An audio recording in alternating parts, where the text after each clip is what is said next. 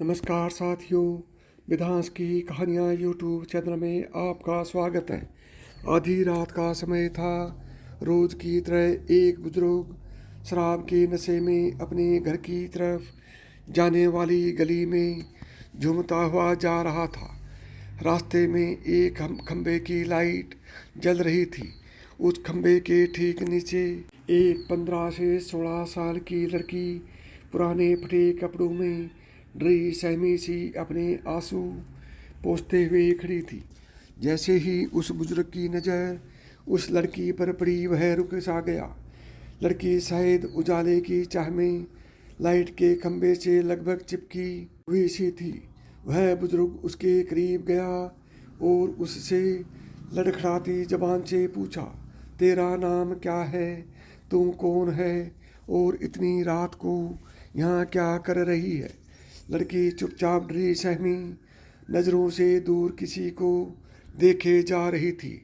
उस बुजुर्ग ने जब उस तरफ देखा जहाँ लड़की देख रही थी, तो वहाँ 4 लड़के उस लड़की को घूर रहे थे। उनमें से एक को वो बुजुर्ग जानता था। लड़का उस बुजुर्ग को देखकर झेप गया और अपने साथियों के साथ वहाँ से चला गया। लड़की उस शराब के नशे में बुजुर्ग से भी सशंकित थी, फिर भी उसने हिम्मत करके बताया, मेरा नाम रूपा है, मैं अनाथ आश्रम से भाग आई हूँ। वो लोग मुझे आज रात के लिए कहीं भेजने वाले थे। दबी जुबान से बड़ी मुश्किल से वो कह पाई। बुजुर्ग ने कहा, क्या बात करती है तू? अब कहाँ जाएगा? लड़की ने कहा, नहीं मालूम। बुजुर्ग ने कहा, मेरे घर चलेगी। लड़की मन ही मन सोच रही थी कि ये शराब के नशे में है और आधी रात का समय है। ऊपर से ये शरीफ भी नहीं लगता है। और भी कई सवाल उसके मन में धमा चौकड़ी मचाए हुए थे। बुजुर्ग ने कहा, अब आखिरी बार पूछता हूँ, मेरे घर चलोगी हमेशा के लिए? बदनसीबी को अपना मुकद्दर मान बैठी। गहरे घुप अंधेरे से घबराई हुई सब कुछ भगवान के भरोसे छोड़कर लड़की ने दबी कुचली जुबान से कहा, जी हाँ। उस बुजुर्ग ने झट से लड़की का हाथ कसकर पकड़ा और तेज कदमों से लगभग उसे घसीटते हुए अपने घर की तरफ बढ़ चला।